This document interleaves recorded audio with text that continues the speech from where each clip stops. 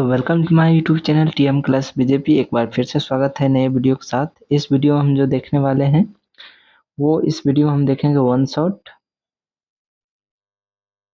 Shot को देखेंगे, जो एनसीईआरटी जो आपका वन लाइनर है उस बुक से हम किसके बारे में देखेंगे, तो कृषि के बारे में इसमें जानकारी प्राप्त करेंगे। किसके बारे में?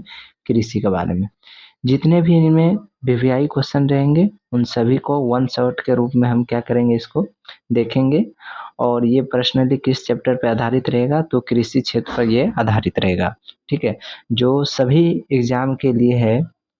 ठीक है, ऑल स्टूडेंट के लिए जो बहुत ही वीवीआई रहेंगे। ठीक है, तो चलिए बिना किसी देरी के वीडियो करते हैं स्टार्ट।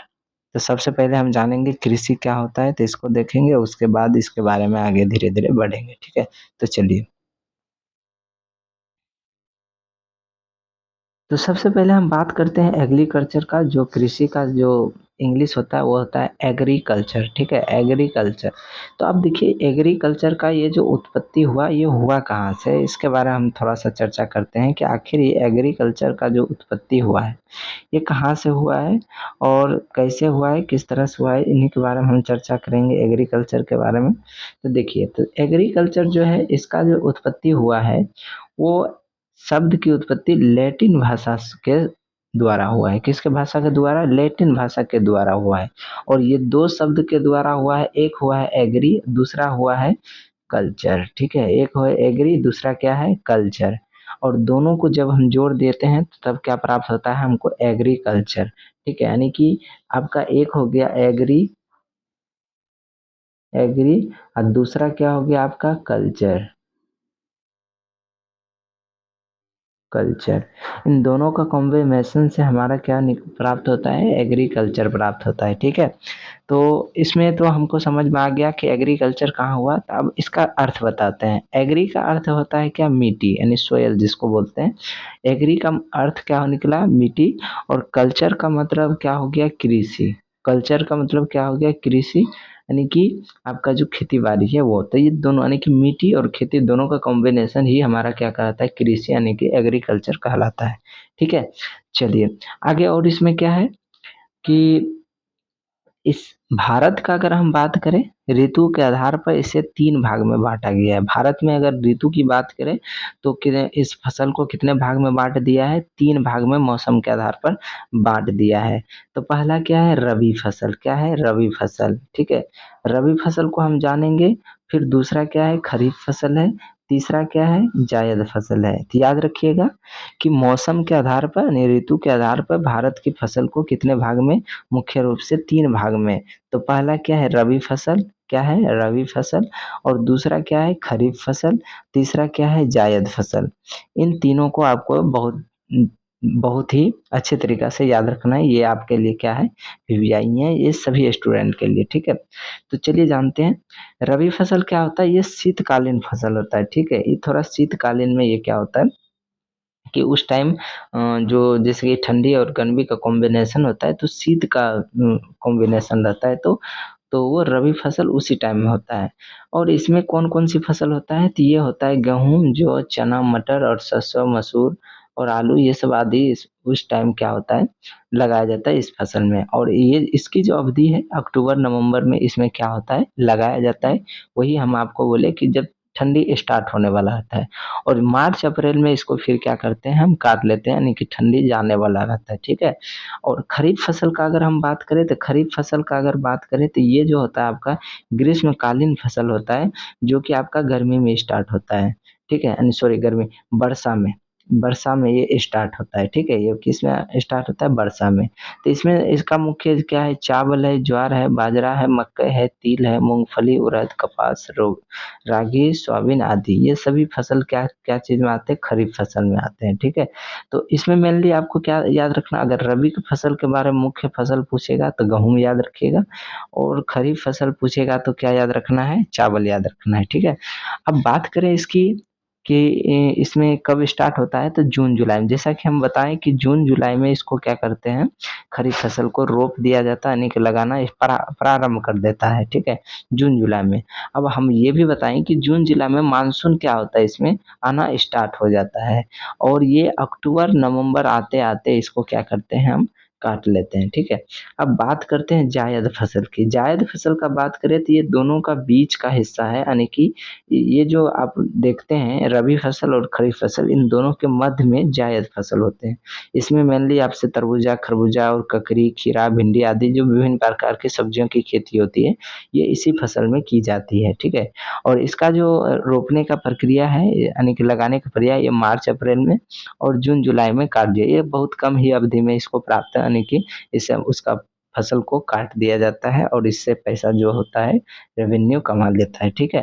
तो ये मेनली 3 रूप से थे, तो इसको मेन रूप से याद रखिएगा। इसमें क्या पूछता है, रबी फसल जो है, रबी फसल का मुख्य फसल क्या है, गेहूँ, और खरीफ फसल का चावल, और जायद फसल का आपका तरबूज, यानी कि सब्जी के मैटर में जो भी आएगा वो सभी है, ठीक है? इधर आपका बुआई का समय दिया हुआ है और इधर कटाई का समय दिया है, तो इसको आप अच्छी तरह से याद रखिएगा। आगे और यहाँ पे थोड़ा-सा कुछ बात कर रहे हैं कि यदि खाद्य को सुरक्षित संग्रह सुनिश्चित करना है, तो कटाई के समय उनमें आर्द्रता अंश के कितने प्रतिशत अधिकांश आर्द्रता होनी चाहिए? तो अच्छा, इसमें जो प्रतिशत की मात्रा बताया गया कि वो सूखने और काटने की जो प्रतिशत है उसका वैल्यू इसमें बताएगा, ठीक है?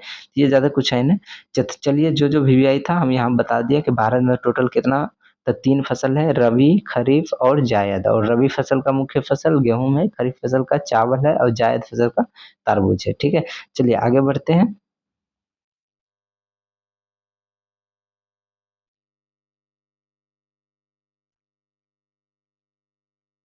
यहाँ पे अगर बात करें तो यहाँ पे क्या करा है, कृषि में युग्म पैदावार का क्या आशय है, ठीक है? कृषि में अगर हम कॉम्बिनेशन करके इसका पैदावार करें तो इसका क्या आशय है? तो ये विभिन्न मौसमों में 2 फसल उगाना, ठीक है? यहाँ पे क्या बात करें, युग्म पैदावार मतलब फसल का जोड़ा, ठीक है? क्या आशय है? तो वो क्या है कि एक ही मौसम में या विभिन्न जैसे मौसम है उसमें क्या करते हैं, 2 फसल यानी एक से ज़्यादा फसल उगाते हैं, वही हमारा ये होता है कॉम्बिनेशन, यानी कि कृषि में युग्म पैदावार आशय, ठीक है? आगे समझते हैं मिश्रित खेती से आप क्या समझते हैं कि प्रमुख विशेषता क्या है? तो वही बात हुआ मिक्स्ड फार्मिंग यानी मिश्रित खेती। तो इसमें क्या होता है, पशुपालन और कृषि उत्पादन दोनों एक साथ एक ही स्थान का मतलब कि एक ही साथ जो करते हैं उसी को हम मिश्रित खेती बोलते हैं, ठीक है? यानी कि पशुपालन और कृषि उत्पादन दोनों ही खेती के रूप में आते हैं, कृषि के रूप में आते हैं, इसी को मिश्रित खेती कहते हैं। आगे बढ़ते हैं, भारत में संक्रिया चालू यानी जोतों का सबसे बड़ा औसत आकार किस राज्य में है? तो भारत में जो संक्रियाएँ चालू यानी जोतों का सबसे बड़ा औसत आकार जो है वो कहाँ है? राजस्थान में। याद रखिएगा भारत का सबसे बड़ा राज्य भी ये आपका राजस्थान है, ठीक है? आगे समझते हैं दक्षिण भारत में उच्च कृषि उत्पादक का जो क्षेत्र है वो कहाँ है? तमिलनाडु तट पर पाया जाता है, ठीक है? यहाँ पे हाई एग्रीकल्चर प्रोडक्टिविटी यहाँ पे देखने को मिलता है कहाँ पे? तमिलनाडु के तट पे, दक्षिण भारत की अगर बात करें तो, ठीक है? आगे बढ़ते हैं।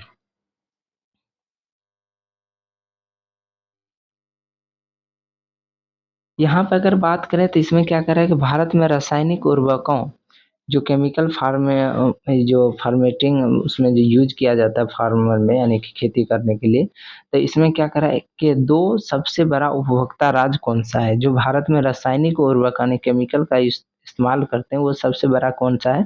तो वो है आपका उत्तर प्रदेश और महाराष्ट्र। आगे भी समझेंगे उत्तर प्रदेश क्या चीज़ के लिए फ़ेमस है और महाराष्ट्र क्या चीज़ के लिए फ़ेमस है, ठीक है? तो भारत में रासायनिक जो केमिकल होता है उर्वरक खाद जो होता है उसके सबसे बड़े उपभोक्ता राज्य कौन है? उत्तर प्रदेश और महाराष्ट्र, इसको भी याद रखिएगा।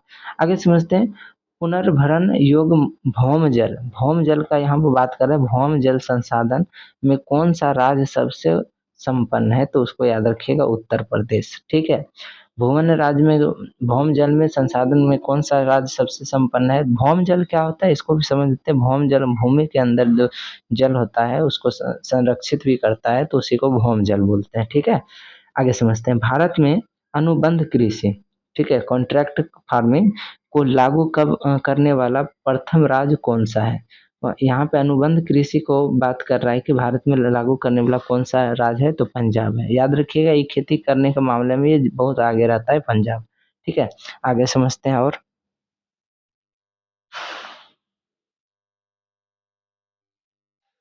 आगे कह रहा है कि गेहूँ की अच्छी कृषि के लिए कौन-सी भौगोलिक दशाएँ आवश्यक है, ठीक है? तो कह रहा है कि गेहूँ का अगर खेती करना है हमको, तो किस उसका जो भौगोलिक होना चाहिए, तो वो कैसा होना चाहिए, इसी का बात कर रहा है। तो इसमें क्या कर रहा है, मध्य ताप और मध्य वर्षा।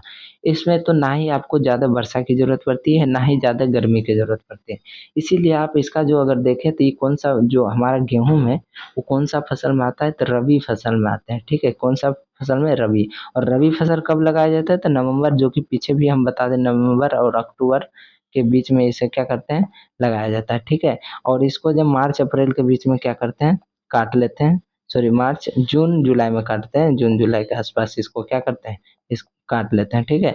तो ये जो रबी फसल है, इसके लिए तो हमको ना ही उतना ज़्यादा गर्मी का ज़रूरत पड़ता है, ना ही उतना ज़्यादा वर्षा का ज़रूरत पड़ता है, ठीक है? तो आगे बढ़ते हैं।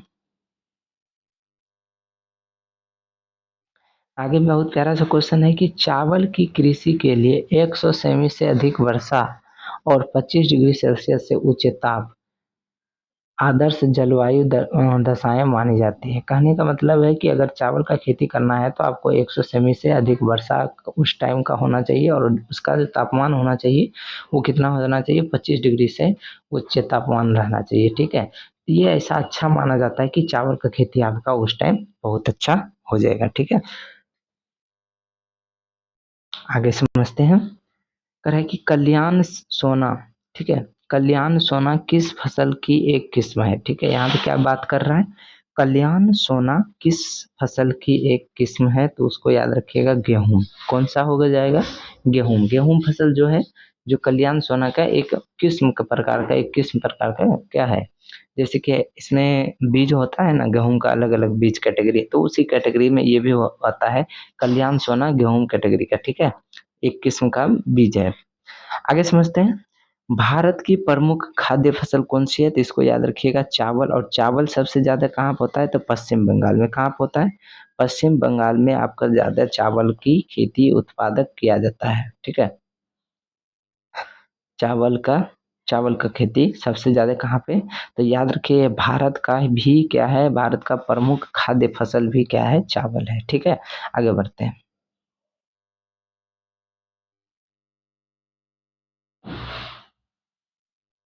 आगे बात कर रहा है कि भारत में सर्वाधिक क्षेत्रफल पर किस फसल की कृषि होती है, ठीक है?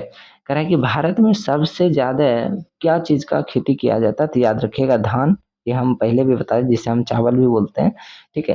तो भारत में सर्वाधिक क्षेत्रफल पर क्या चीज, कौन सा फसल लगाया जाता है, तो अधिकांश क्या लगाया जाता है, धान का खेती ज्यादा महत्वपूर्ण है। इसीलिए इसे क्या कहते हैं, खाद्य का प्रमुख, भारत का प्रमुख फसल भी धान को यानी चावल को ही बोला जाता है। आगे समझते हैं, मक्का। मक्का के मुख्यतः खरीफ की फसल है। ये जो है कौन सा है, खरीफ फसल है। परंतु इसकी खेती जो वर्ष भर में खरीफ, रबी तथा जायद तीनों फसल में की जाती है। तो याद रखिएगा, बात यहाँ पे बहुत ही बिल्कुल सही है। देखिए, मक्का जो है खरीफ फसल में आता है, लेकिन इसका इस्तेमाल जो तीनों फसल में कर दिया जाता है। तो अपना अपना एरिया के अनुसार जिसको जहाँ पे जैसा वातावरण है, उस आधार पे इसको उपजा लेता है, यानी कि तीनों ऋतु में काम चला लेता है। लेकिन मुख्यतः अगर बात करें तो मक्का का, तो मक्का मुख्यतः किसका है, तो खरीफ फसल है। कौन सा है, खरीफ फसल, ठीक है? आगे समझते हैं। भारत में चावल की खेती के अंतर्गत सर्वाधिक क्षेत्रफल किस राज्य में पाया जाता है, ठीक है? अब यहाँ पे बात करें कि सबसे ज़्यादा जो क्षेत्रफल है, ये क्या चीज़ का, चावल का, तो वो सबसे ज़्यादा किस में है, उत्तर प्रदेश में, ठीक है? यहाँ पे देखिए, कंफ्यूज आ जाएगा पश्चिम बंगाल और उत्तर प्रदेश को लेकर। इसमें क्या, जैसे कि यहाँ कह रहा है कि भारत में चावल की खेती के अंतर्गत, ठीक है, चावल की खेती के अंतर्गत सर्वाधिक क्षेत्र किस राज्य में पाया जाता है, सबसे ज्यादा क्षेत्र किस राज्य में पाया जाता है, तो वो किसके आता है, तो उत्तर प्रदेश में। तो यहाँ ये उत्पादक नहीं पूछ रहा है, यहाँ वो उसका एरिया पूछ रहा है, सबसे ज्यादा अच्छा जो एरिया है किस एरिया, तो वो है उत्तर प्रदेश। लेकिन उत्पादक पूछेगा तो वो आपको पश्चिम बंगाल ही मारना पड़ेगा, ठीक है? आगे समझते हैं।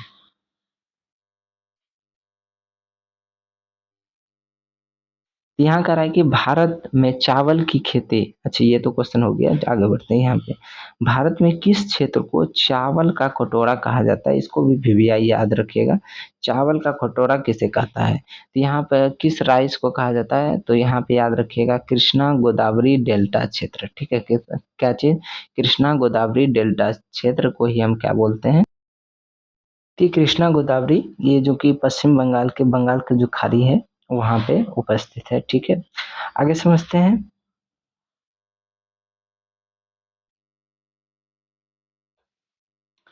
आगे अगर हम बात करें, यहाँ पे क्या कह रहा है, जाया, पद्मा, पुष्पा, सुगंधा और जामुना कृष्णा किस फसल की उन्नत किस्में हैं? तो ये किस किस्म की हैं? तो धान की किस्म के हैं, ठीक है। धान का ही इस किस्म का एक नाम है, ठीक है। आगे समझते हैं, ग्रीन गोल्ड किसकी किस्म है? ठीक है, तो ये किसका है? तो चाय का। ग्री चलिए, ठीक है। तो ग्रीन गोल्ड है किसका है? तो वो चाय का है। आगे समझते हैं, धान की फसल में किस जीवों का प्रयोग जैव उर्वरक के रूप में किए जाते हैं? ठीक है, इसका याद रखिएगा। तो उसको याद रखिएगा, नील हरित शैवाल, ठीक है। धान की जो फसल होता है ना, उसमें जिस जिस जीव का प्रयोग करते हैं उसको क्या बोलते हैं? नील हरित शैवाल। नील हरित क्या बोलते हैं? शैवाल। आगे समझते हैं, मध्य प्रदेश के किस जिले को कपास की खेती के कारण सफेद सोने का क्षेत्र कहा जाता है? तो उसको याद रखिएगा, खैरगौन जिला, ठीक है। आगे समझते हैं इसको। तो ये खैरगंज जिला जो है वो कहाँ है? मध्य प्रदेश में। और इसे क्या कहा जाता है? सफेद सोना के रूप में। किस लिए? तो कपास का खेती वहाँ पे ज्यादा होने के कारण। याद रखिएगा कि कपास का वो सिर्फ जिला को बोला जा रहा है, अभी पूरे राज्य के लिए नहीं किया जा रहा है, ठीक है। आगे समझते हैं, भारत के किस राज्य को शक्कर का कटोरा कहा जाता है? ठीक है, भारत के किस राज्य को शक्कर का कटोरा यानी कि चीनी का कटोरा कहा जाता है? तो याद रखिएगा, उत्तर प्रदेश। किसको याद रखिएगा? उत्तर प्रदेश। ये भी आपके लिए क्या है? वीवीआई है। भारत में किस राज्य को शक्कर का कटोरा कहा जाता है? तो उत्तर प्रदेश को, ठीक है। चलिए आगे बढ़ते हैं। ये भी बहुत प्यारा सा क्वेश्चन है। कह रहा है कि भारत की सभी फसलों में से गन्ने की फसल के अंतर्गत उसके शुद्ध सकल कृषि क्षेत्र के संचित क्षेत्र को प्रतिशत से अधिक है। मतलब इसका जो शुद्ध सकल है, जीडीपी का अगर बात कर रहा है, यानी कि जीडीपी की तरह ही एक टैक्स होता है, तो उसमें क्या है, ये एकदम बहुत अच्छा योगदान दे रहा है गन्ना, ठीक है। आगे समझते हैं। और चलिए, यहाँ पे हम कुछ क्रांति है जो आपके लिए बहुत ही ज़्यादा वीवीआई है, जानेंगे कि क्या क्या क्या चीज़ क्रांति था। तो चलिए सबसे पहले जानते हैं, हरित क्रांति क्या चीज़ से संबंधित था? तो वो था खाद्य उत्पादन से, यानी कि जो चावल उवल जो खेती बाड़ी था उससे संबंधित था। सुनहरी क्रांति जो था, स्वर्ण क्रांति, ये किससे था? तो फल और सब्जी उत्पादक से ये था, रिलेटेड था, ठीक है। आगे श्वेत क्रांति की बात करें तो ये दूध उत्पादन से रिलेटेड था। तो याद रखिए, हरित क्रांति क्या चीज था? तो जितना भी फसल खाने योग्य होता है फसल, उससे रिलेटेड था। और सुनहरी क्रांति क्या था? फल और सब्जी उत्पादन के लिए था। श्वेत क्रांति की बात करें तो ये दूध उत्पादन के लिए था। आगे कृष्ण क्रांति का बात करें, जिसे काली क्रांति कहते हैं, वो खनिज तेल, पेट्रोलियम आदि ये जो आते हैं खनिज के लिए रूप में, उस पर आत्मनिर्भर होने के लिए संबंधित था। आगे समझते हैं। नीली क्रांति का बात करें तो ये किससे संबंधित था? तो मछली से, जिसे मत्स्य उत्पादन बोलते हैं। और गोल क्रांति की बात करें तो आलू से। और भूरी क्रांति की बात करें तो ये खाद्य से संबंधित था, ठीक है, जिसे उर्वरक बोलते हैं। पीली क्रांति की बात करें तो तेलहन से संबंधित था, जो पीला होता है तेल। तो रजत क्रांति का बात करें तो ये अंडा से संबंधित था। इंद्रधनुष क्रांति का बात करें तो कृषि संबंधित। समग्र क्रांति जो नवी कृषि नीति है, मतलब नया तरीका से जो खेती किया जाएगा, तो उसके बारे में रिलेटेड था। अमृत क्रांति की बात करें तो ये नदियों को जोड़ने की योजना की एक क्रांति थी। सदाबहार क्रांति की बात करें तो कृषि के दो जो दो उस गुना करना होता है, टिकाऊ फसल जो होता है उसके बारे में था। तो इसको याद रखिएगा, नीली क्रांति, गोल क्रांति, भूरी क्रांति, पीली क्रांति, ये सब पूछते हैं किससे संबंधित है। तो नीली तो याद रखिएगा मछली, गोल आलू से, भूरी क्रांति उर्वरक से, पीली क्रांति तिलहन से, रजत क्रांति अंडा से। तो इस तरह से ये आपको याद रखना है, ठीक है, जो आपके लिए बहुत ज्यादा वीवीआई है। आगे बढ़ते हैं। चलिए, ये भी है आपके लिए। गुलाबी क्रांति ये भी आपके लिए वीवीआई है। गुलाबी क्रांति का बात करें तो ये जो है प्याज उत्पादन और झींगा मछली के उत्पादन के लिए ज़्यादा ये फेमस था। कौन सा?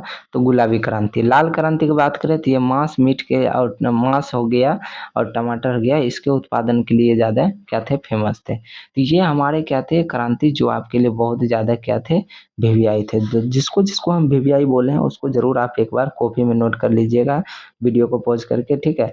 बाकी बात अब आगे बढ़ते हैं कि आगे क्या क्या है।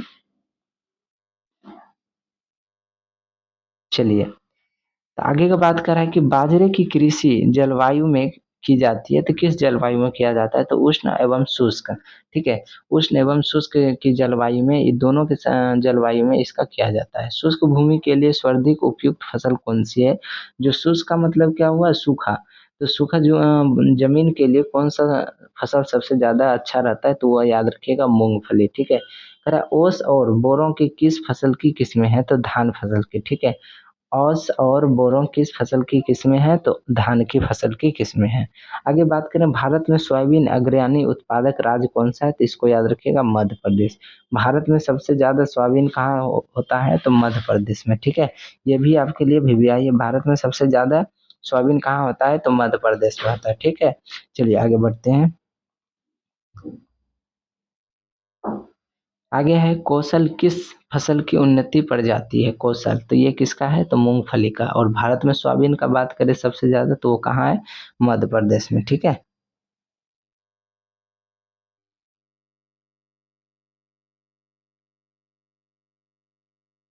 चलिए इसको बढ़ते हैं। तो यहाँ पे अभी इसमें क्या करेंगे, प्रमुख कृषि संगठन एवं मुख्यालय उसका कहाँ कहाँ है, इसी के बारे में जो आपके लिए बहुत ही ज्यादा महत्वपूर्ण एवं वीवीआई रहेगा। तो इसमें कृषि संगठन का बात करेंगे और उसका मुख्यालय कहाँ है उसके बारे में बात करें। तो बात करेंगे पहला कि भारतीय दलहन, जो दलहन का मतलब दाल से संबंधित अनुसंधान संस्थान कहाँ है? तो उसको याद रखिए, कहाँ है? कानपुर में। कहाँ है दलहन का? तो कानपुर में। सेम किट जो है, सेम किट कीट प्रबंध राष्ट्रीय केंद्र कहाँ है? तो वो नई दिल्ली में है। अंतर्राष्ट्रीय चावल अनुसंधान कहाँ है? तो वो कहाँ है? मीन एक सेकेंड, मनीला में है। कहाँ है? तो मनीला में है। आगे फिर देखते हैं, अर्ध शुष्क क्षेत्रों हेतु अंतर्राष्ट्रीय फसल अनुसंधान संस्थान कहाँ है? तो हैदराबाद में। कहाँ है? तो हैदराबाद में। आगे फिर देखेंगे, सूखे क्षेत्रों में अंतर्राष्ट्रीय कृषि अनुसंधान कहाँ है? केंद्र है?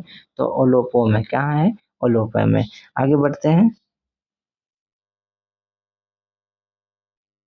राष्ट्रीय कृषि और ग्रामीण विकास बैंक ये कहाँ है? इसका मुख्यालय कहाँ है? तो मुंबई में मुख्यालय, ठीक है। अंतर्राष्ट्रीय मक्का और गेहूं वृद्धि का जो केंद्र कहाँ है? तो वो है मेक्सिको में। कहाँ है? मेक्सिको में। चलिए आगे बढ़ते हैं।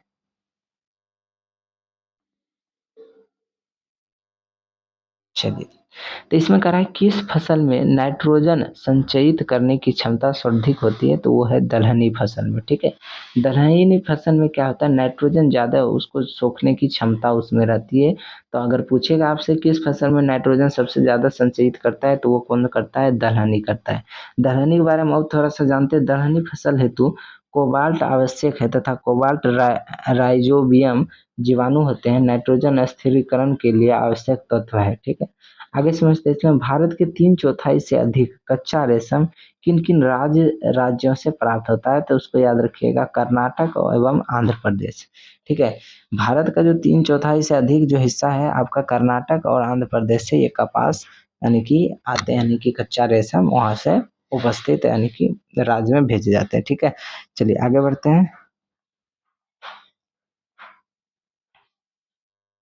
चलिए इसमें देखते हैं हरित क्रांति, ठीक है। हरित क्रांति से क्या अभिप्राय है? ठीक है, इसमें क्या हुआ था? तो इसमें क्या था, तो उच्च उत्पादक वाले बीजों का प्रयोग करने का उत्पादन बढ़ाना था। इसका जो मेन मकसद क्या था, इसमें था कि हाइब्रिड जो होता है ना, हाइब्रिड बीज उसका प्रचार ज़्यादा करना था और सभी जो किसान है उसको ज़्यादा जागरूकता करना है कि आप इसको लगाइए।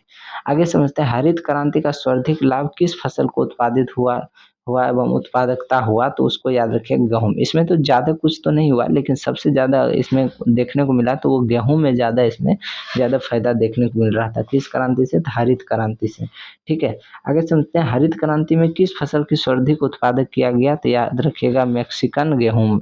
तो ये गेहूँ को याद रखिएगा सीधा, तो इसमें मैक्सिकन गेहूँ क्या है, इसमें ज़्यादा से ज़्यादा उत्पादन देखा था कि बीज का जब हाइब्रिड बीज का जब इसमें दिया त गया था कि किसानों को आप इसके द्वारा इसका इस्तेमाल कीजिए जिससे बहुत ज़्यादा लाभ होगा। तो इसमें गेहूँ को देखा गया ये ज़्यादा मतलब कि ज़्यादा उत्पादन हो रहा है। बाकी और फसल में तो कोई ख़ास दिखा नहीं था उस टाइम के, क्योंकि ये 1960 में ही हरित क्रांति जो है ये स्टार्ट हुआ था, ठीक है? आगे समझते हैं। चलिए इसमें समझते हैं, ये क्या कह रहे हैं कि हरित क्रांति में किस फसल का सर्वाधिक उत्पादन किया गया था? तो मेक्सिको गेहूँ, ये तो अभी तुरंत देखे हैं। सर्वाधिक विदेशी मुद्रा में किस नकदी फसल के निर्यात से प्राप्त होती है? तो सबसे ज़्यादा मुद्रा में अगर विदेशी मुद्रा का बात करें तो वो किसका? तो चाय जो है नकदी फसल के रूप में होता है। आगे बात करें तो लाल विगलन जो रेड रोट होता है किस फसल का रोग है? तो वो गन्ना का है। किसका है? तो गन्ना का है। लाल विगलन किस फसल का रोग है? तो गन्ना का है, ठीक है? आगे समझते हैं। चलिए, इसमें क्या कह रहा है कि इसमें थोड़ा-सा जान लेते हैं कि मूंगा रेशम का उत्पादन संपूर्ण विश्व में केवल भारत के असम में किया जाता है। इस वर्ष 2007 में भौगोलिक संकेत जो था का दर्जा प्राप्त हुआ है। मतलब ये जो मूंगा रेशम जो है ये सिर्फ कहाँ पूरे दुनिया का बात करें तो वो भारत के किस राज्य में? असम राज्य में ही क्या किया जाता है? इसका उत्पादन किया जाता है। बाकी और कहीं भी कोई देश में नहीं किया जाता है, ठीक है? आगे चलिए, तिलहन प्रौद्योगिकी मशीन की स्थापना किस वर्ष की गई थी? तो इसको याद रखिएगा 1986 में। तिलहन प्रौद्योगिकी मशीन की स्थापना किस वर्ष की गई थी? 1986 में। अगर बात करते हैं मक्के की फसल तैयार होने के लिए औसत अवधि कितनी होनी चाहिए? तो यहाँ मक्के का फसल का बात करें तो इसमें लगभग कितना होना चाहिए? 140 दिन का। कितना? 140 दिन का इसमें क्या होता है? मक्के की फसल का इसमें टोटल इसकी अवधि होती है। तो इतना दिन के बाद वो सब कुछ एकदम काट उट के समाप्त कर दिया जाता है, ठीक है? 140 दिन। आगे समझते हैं। चलिए, इसमें देखते हैं कि बराक घाटी जो था की सर्वाधिक महत्वपूर्ण फसल कौन-सी है? बराक घाटी की सबसे ज़्यादा महत्वपूर्ण फसल कौन-सी है? तो धान एवं चाय। सबसे ज़्यादा कौन है? तो धान एवं चाय। आगे समझते हैं भारत के, ठीक है, भारत के किस राज्य को मसालों का बगीचा कहा जाता है? ये भी बहुत ज़्यादा आपके लिए वीवीआई है। भारत के किस राज्य को मसालों का बगीचा कहा जाता है? तो वो है केरल, ठीक है? भारत के किस राज्य को मसालों का बगीचा कहा जाता है? तो वो याद रखिएगा केरल। आगे समझते हैं लौंग जो होता है हमारा पुष्पकली से प्राप्त होती है जिसकी सर्वाधिक खेती कहाँ किया जाता है? केरल में ही किया जाता है। लौंग का भी खेती सबसे ज़्यादा कहाँ किया जाता है? केरल में ही किया जाता है। और भारत का मसालों का बगीचा की बात करें तो किसको कहेंगे? केरल को कहेंगे, ठीक है? आगे बढ़ते हैं।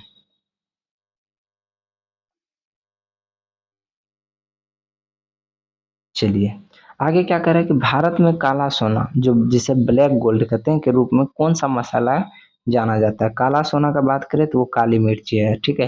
भारत में अगर काला सोना का बात करें तो कौन-सा हो जाएगा? काली मिर्च हो जाएगा जो कि आपका केरल जो है वहाँ पे काली मिर्च केरल तो मसालों का क्या कहा जाता है? बगीचा भी कहा जाता है तो उसका तो बात ही जुदा है, ठीक है?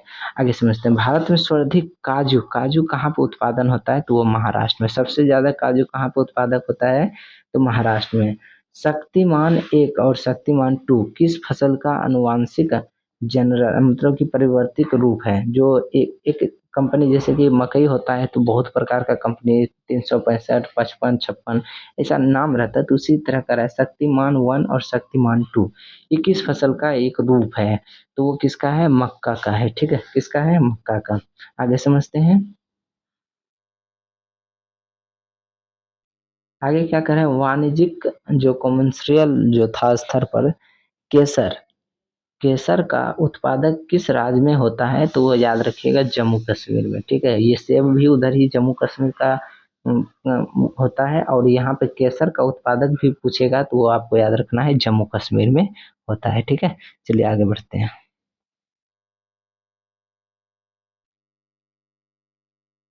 यहाँ पे चाय के बारे में कुछ थोड़ा-सा बात है जो कि चाय की खेती के लिए पहाड़ी का ढाल क्षेत्र होना ज़रूरी है और वर्षा वार्षिक का बात करें तो उसमें 200 सेमी से अधिक वर्षा और वहाँ के से अगर बात तापमान की बात करें तो वो थोड़ा-सा ठंडा एरिया होना चाहिए जैसे कि 24 से 30 डिग्री सेल्सियस तापमान उपयुक्त माना जाता है, ठीक है? ये तब अच्छा रहेगा वहाँ पे चाय की खेती बहुत ज़्यादा होता है, ठीक है।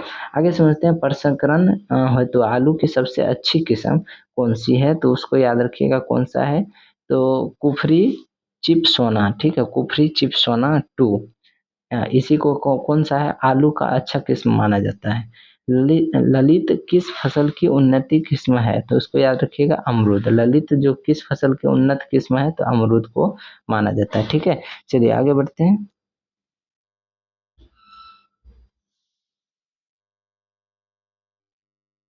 यहाँ पे कह रहा है कि राजस्थान किस फसल की प्रमुख उत्पादक है। जो राजस्थान है वो किस फसल के लिए ज़्यादा प्रमुख है, तो वो सरसों और बाजरा के लिए, ठीक है। राजस्थान किस फसल का प्रमुख उत्पादक है, तो वो सरसों और बाजरा के लिए ज़्यादा फेमस है। कौन चीज़, राजस्थान। अगर बात करें भारत में, कर्नाटक राज्य जो है वो सर्वाधिक कॉफ़ी का उत्पादक है। अगर चाय का बात करें तो वो असम हो जाता है आपका, और यहाँ कॉफ़ी का बात करें तो आपका कर्नाटक हो जाता है, और उसके बाद केरल, उसके बाद फिर कौन आता है, तमिलनाडु। ये सब क्या है, कॉफ़ी के लिए ज़्यादा फेमस है। लेकिन सबसे ज़्यादा अगर बात करें तो आप याद रखना है कर्नाटक। अगर चाय का बात करें तो आपको याद रखना है असम। चलिए, भारत में तिलहन का सबसे बड़ा उत्पादक क्या है, तो मध्य प्रदेश है, ठीक है। तिलहन का बात करें तो सबसे बड़ा उत्पादक राज्य है, कौन कौन सा है, तो मध्य प्रदेश है।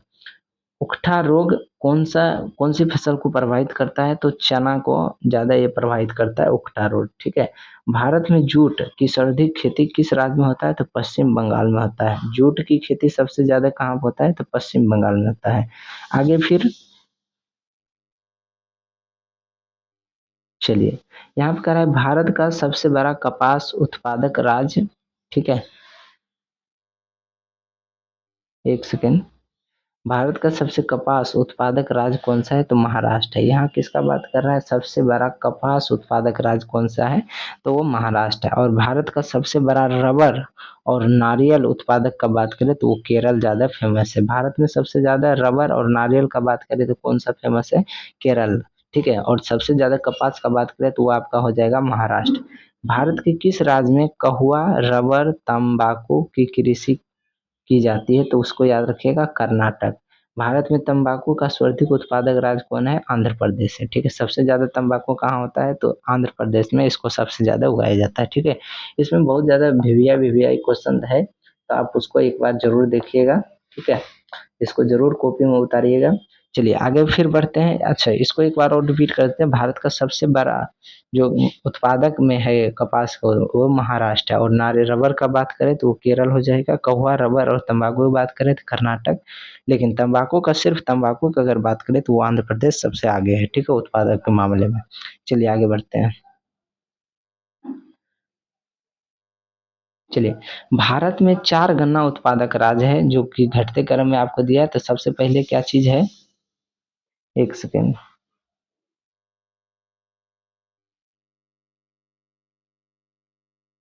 चलिए, उत्तर प्रदेश है, महाराष्ट्र है, कर्नाटक है, तमिलनाडु है, ठीक है। तो सबसे ज़्यादा अगर बात करें तो वो सबसे ज़्यादा कहाँ पे गन्ना का खेती, उत्तर प्रदेश में।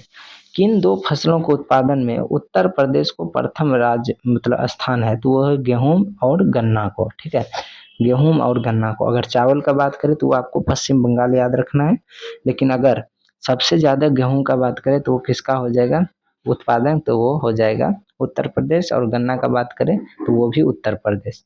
अरंडी जो होता है वो एक महत्वपूर्ण उत्पादक राज्य जो है वो गुजरात है। ये भी एक लैंड सीड होता है, वो कहाँ का है, गुजरात का। सदाबहार क्रांति किससे संबंधित है, तो यहाँ पे सदाबहार का बात कर रहा है। तो यहाँ पे जैविक कृषि को प्रोत्साहित करने के, उत्पादन यानी कि उत्पादन बढ़ाने के लिए इसमें ज्यादा क्या किया गया था, जोर लगाया गया था, ठीक है। आगे बढ़ते हैं। तो यहाँ कह रहा है कि भारत में चीनी के प्रथम तीन अग्रणी उत्पादक राज्य कौन सा है। तो चीनी का यहाँ पे बात कर रहा है, ठीक है। किसका बात कर रहा है, चीनी का बात कर रहा है। तो इसमें हम आपको क्या देखना है, चीनी का बात कर रहे हैं तो उत्तर प्रदेश जहाँ पे गन्ना ज्यादा होता है, उसके बाद महाराष्ट्र, उसके बाद कर्नाटक। सर्वाधिक रेशम उत्पादक करने वाला राज्य कौन है सा है, तो वो कर्नाटक है। रेशम का उत्पादक सबसे ज्यादा कहाँ पे, कर्नाटक में। और भारत में कौन सा राज्य नमक और मूंगफली के लिए उत्पादक में प्रथम माना जाता है, तो उसको याद रखिएगा गुजरात। नमक और मूंगफली में कौन सा सबसे ज्यादा है, तो गुजरात है। और राष्ट्रीय बागवानी बोर्ड की स्थापना किस वर्ष हुई थी, तो इसको याद रखिएगा 1984 में, ठीक है। तो ये हमारा था आज का ये कृषि टॉपिक पे ये वीडियो था। जो भी आपको लगता है ये वीवीआई है ऐसे तो हम बता दिए, और आप इसे स्क्रीनशॉट लेके या फिर वीडियो को पॉज करके आराम से इसको उतार लीजिए। तो ये इतना ही है। ये बहुत ही अच्छा रहेगा, अगर आप 1 से 2 बार देखते हैं तो और भी अच्छा है, आपको क्वेश्चन भी याद हो जाएँगे, और ज़रूर कॉपी में नोट कीजिएगा। साथ ही साथ अगर आप चैनल पर नए हैं तो ज़रूर सब्सक्राइब कीजिएगा और लाइक कीजिएगा, ठीक है? और दोस्तों के साथ शेयर कर दीजिएगा। तो आज के लिए इतना ही, मिलते हैं फिर नए एक वीडियो के साथ मिलेंगे आपको। धन्यवाद।